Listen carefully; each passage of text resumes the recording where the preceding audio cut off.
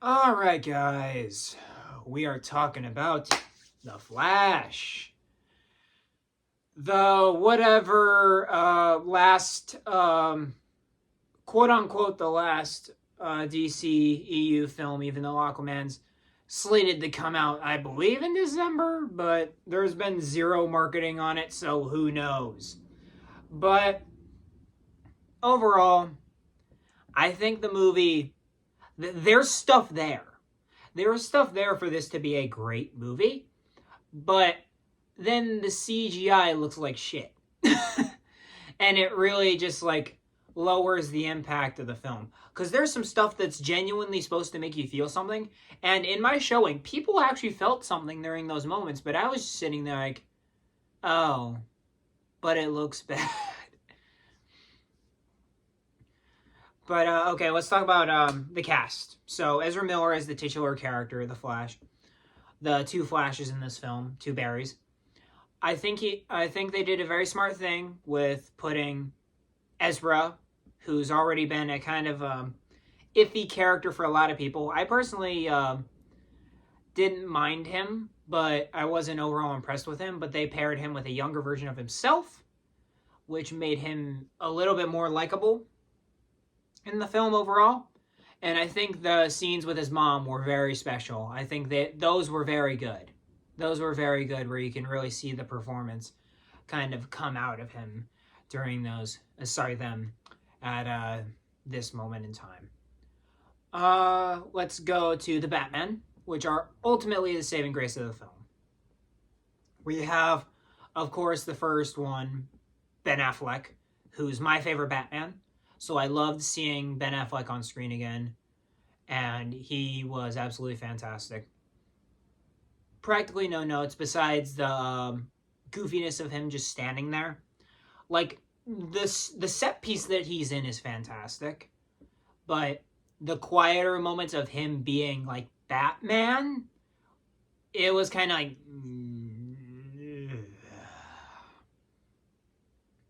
But that final scene with Barry and Ben Affleck's Bruce Wayne was very cool, and it was a very solid send off for Ben Affleck's Batman. I'll say that it was a very solid send off for Ben Affleck's Batman. And then we've got the main Batman, which is of course Michael Keaton, and he did not skip a beat throughout the whole movie. He felt like some time has passed, but he's relatively the same guy from 1992. So we love that. We love that. And those fight scenes were incredible. I'm just going to say that right now. Those fight scenes were incredible. Hands down, my favorite part of the movie were those Michael Keaton modern cinematography fight scenes. Those were really cool. I really like those a lot. And then we, of course, have Sasha Kaye as Supergirl, who, with the material she was given a good job, but I fundamentally disagreed with the interpretation of the character. But it works because it's a Snyderverse-esque version of the character. And we also have, of course, General Zod, Michael Shannon, reprising his role. One of my favorite comic book villains of all time is Michael Shannon's General Zod, okay? I'm a huge fan of Michael Shannon's General Zod. There is not a moment in the film of Man of Steel where I have notes about Michael Shannon's General Zod. In this, he felt like he was more subdued, and he definitely didn't come with the intensity that Zod gave, because Zod was an intense villain in Man of Steel. And in this, he's just kind of there. It feels like he kind of phoned it in. Which, I mean, Michael Shannon's not in the film for that long, so that's not really a detriment per se. But he still has a few moments where you're like, oh, yeah, Michael Shannon's General Zod in this film. But, who else is in the film? That's pretty much it. So, yeah, cast, let's talk about the narrative. Again, it's adapted the Flashpoint storyline. I think the Flashpoint isms, worked very well. It was it was very much a Flash movie. It felt like a story about the Flash. But at the same time, you also had Batman trying to overshadow the Flash. There is that kind of rivalry in terms of screen time and stuff like that. And, of course, there is fan service. But to quote the legendary Chris Stuckman, I'm a fan, service me. Which, in terms of that respect, it does marvelously. But the CGI is also bad, so...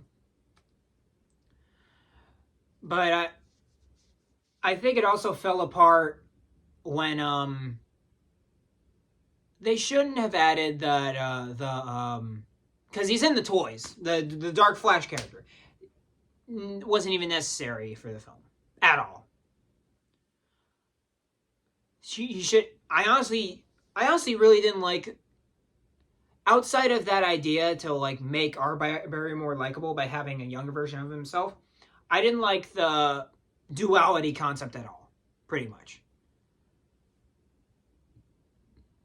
And then we also have the themes of moving on from your trauma, which I think is a very nice message. And they also use Batman to kind of move that forward because, of course, Batman is a character made of tragedy and trauma.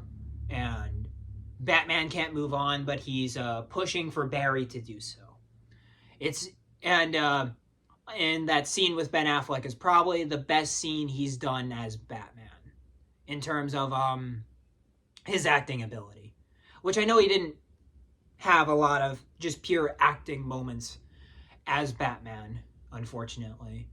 And then they continue the theme after Barry screws the timeline with Michael Keaton in the same capacity, which I think was a very complex thing to do, but I think they pulled it off pretty well. And I also think I also kind of like the way they did the multiverse in this, where it's like the ripple effect, you know? Because, you know, in Flashpoint, Barry goes back in time, stops Reverse Flash from killing his mother. Bruce Wayne is shot in the alley instead of his parents, so Thomas Wayne becomes a gun-toting Batman. Clark becomes, crashes in the middle of Metropolis and gets abducted by the U.S. government. Aquaman and Wonder Woman are at war. And in this one, the consequences are, of course, that Batman turns from Ben Affleck to Michael Keaton. And also that Supergirl comes to Earth instead of Superman. And again, I don't really have notes for that.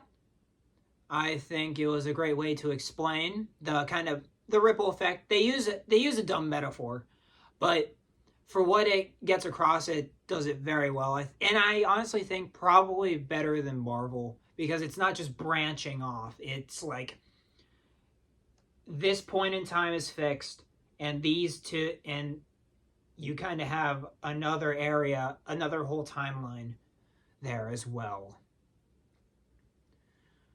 But let's get into the cameos, because they are fruitful and they are meaningful. Very much deep cuts, which I kind of admired. But I believe the first one is they show George Reeves' Superman in all black and white.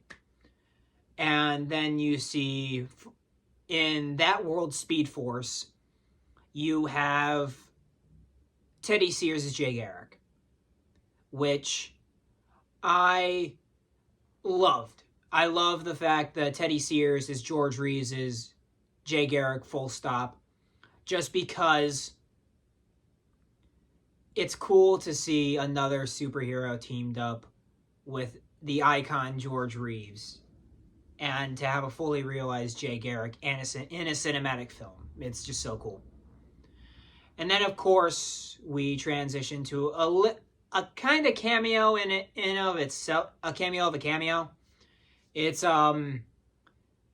there's cutouts of Adam West holding the bomb from the 66 Bat film. And then it's Adam West, Burt Ward, and talking, and then Cesar Romero laughing. they kind of skimmed by it. And then probably the most deep cut Easter egg you could probably ever do happened. They had the audacity to fully realize Nicolas Cage is Superman. And it looked baller. It looked metal. Like, I think it made me want a Nicolas Cage Superman film just a little bit. Just if they base it off the 90s books. If they make it super metal, I think it would be great. And he's of course fighting a spider. So there's that. And then we go to arguably the most impactful, which is, you see, it opens with Helen Slater's Supergirl from, I believe, 84 is the Supergirl film, or like pilot or something, I don't know. And then you see Superman kind of levitate down, and it's Christopher Reeve. Believe me, I was above the moon seeing Christopher Reeve and Helen Slater together, because they're not. They've never been in the same frame. But the CG on every single one of the cameos, besides Teddy Sears, because I'm pretty sure he recorded something, looked terrible. It looked laughably bad. And that's sad, because you're resurrecting the gold standard of Superman. And I understand some people find this off-putting when they resurrect people who are no longer with us. But in terms of the choices of the cameos and stuff like that, I feel like they were paying tribute to the golden age of superhero films, where, I mean, Christopher Reeve and Michael Keaton walked so the MCU can fly. And I feel like even though DC shouldn't be as thankful to those movies as the MCU should, I still like them paying tribute to the icons of yesteryear, as another person such as myself would say. But I understand people have their criticisms about that. I was actually in a very long discussion about that topic, so it's why I wanted to bring it up. But overall, I think the cameos were tasteful, and I think they were respectful to the characters themselves. I'm just going to say that. But yeah, I mean, overall, I really enjoyed the movie. Again, I kept getting pulled out of it because of the CG. That was the main problem. There is a good movie in here, but you can clearly tell that the good movie is being pushed down by all the junk CG, by all the really bad CGI, and creative choices that I just didn't vibe with, like the way they did the Speed.